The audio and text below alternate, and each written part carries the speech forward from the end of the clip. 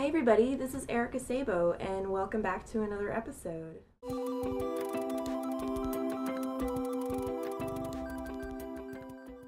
Hey everyone, I hope you're having an amazing day.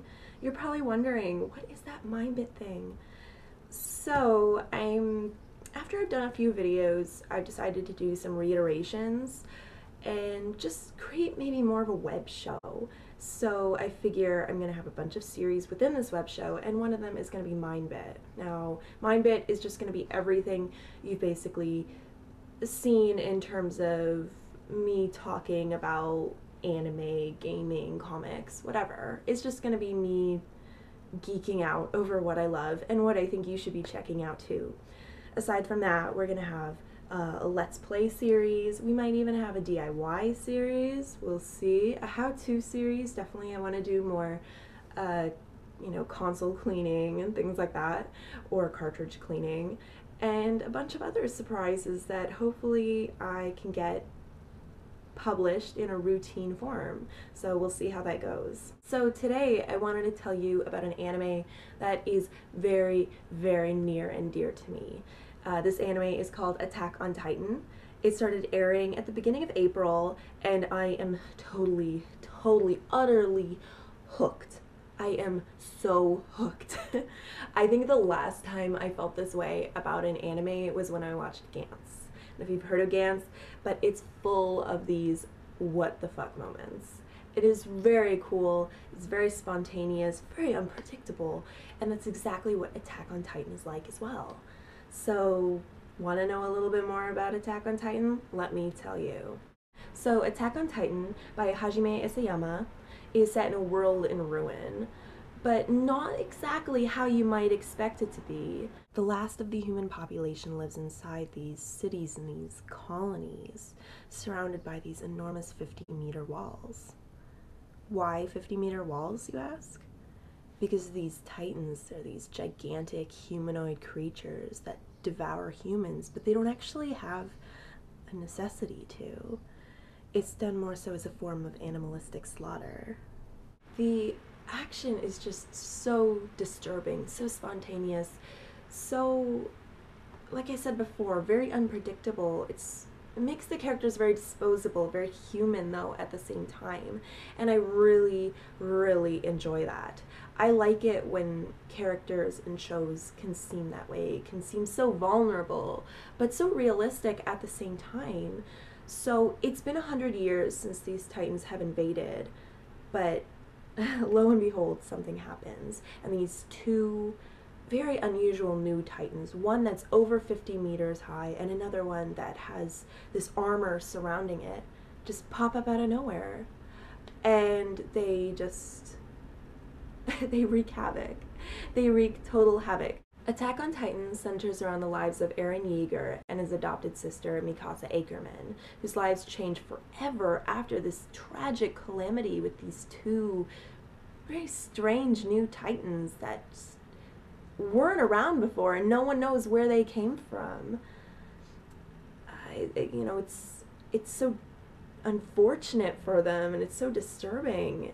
Eren ends up witnessing the death of his mother to one of these titans, and he vows to avenge her and to someday explore the world outside these basically now crumbling walls. Not nearly as strong as he might have once thought, or anybody might have once thought.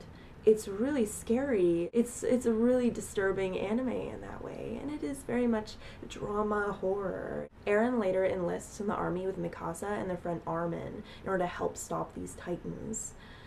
Now this part of the army is basically everybody's last hope. Nobody really has a lot of faith in them because a lot of them end up dying. The titans do have a weak spot that I won't talk about. I want you to find out for yourself.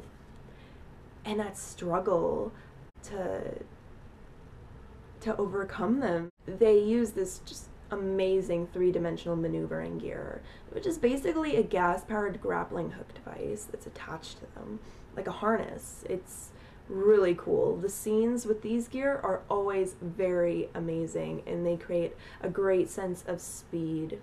It's just so cool, and the way that the action mixes in illustration and CG is just top notch. It looks so good. I'm usually not a fan of CG in animes. I think it looks pretty bad. The first anime that comes to mind is Last Exile. I freaking love that anime. I love the character design. I love the illustration, but the CG looked awful. I thought it looked awful. It just stuck out too much. It stuck out like a sore thumb, and it really took away from the experience, but you really don't get that so much in Attack on Titan. So the anime explores many different themes in terms of freedom, humanity, human nature, the nature of cruelty, complacency. It's so mature in its themes, but it pulls it off so well, considering how outrageous it seems and how many questions you're left with after every single episode. It's really mind-blowing, and Isayama really pulls together the story in a solid, gripping new way. The art style is just as inviting and features lots of sharp, bold lines that blend perfectly with this chaotic, grotesque action. Emotions are depicted seamlessly, no matter how subtle, and just really depicts the fear of freedom in all of these people, the fear of the unknown. At the same time, the art is so beautiful and really shows off this otherwise pure world, this world that seems so innocent, yet isn't really. I mean, when you think about it, humans could potentially be as dangerous as the Titans are. When people are drawn to fear, of course they're going to want to do crazy things, and they're going to want to sacrifice just about everything in order to survive.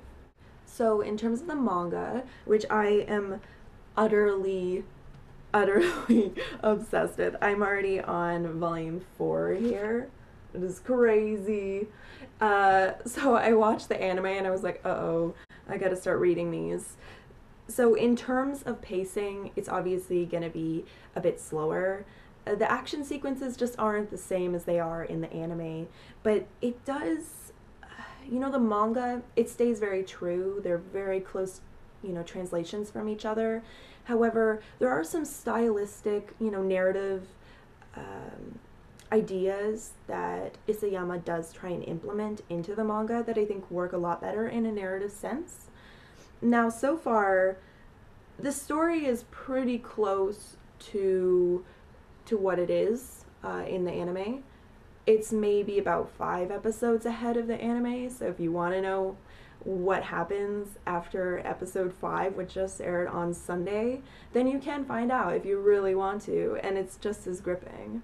So overall, I couldn't be more obsessed and absorbed with Attack on Titan, and I think you definitely need to check out at least a couple episodes to see if it's right for you. Now, growing up, I watched a lot of really lighthearted comedies and dramas, but I feel like this really works well for me. Something with maybe more mature themes, something that is still just as gripping and engaging. Isayama does an amazing job of keeping your attention, and I'm always left with questions after every single episode, even in the manga. I have no idea what's going to happen right now, and I kind of like that. I kind of like having all of these questions and just being in the dark. Now, this anime isn't going to be for everybody. Like I said, it's very disposable. It's, in terms of characters, very disposable. And it's just really unsettling, and it might make you feel kind of weird. But I really love it. And I can totally see why there's so much hype over this anime right now. So Attack on Titan airs every Sunday on various different anime streaming sites. I will try and post something below for that. So I couldn't recommend it more. At least give it a shot, see what you think, and you might be pleasantly surprised. So thanks again, guys. Please like, comment, and subscribe. If you have any questions or comments, please leave them below. And hopefully I will see you again soon. Okay, take care, guys.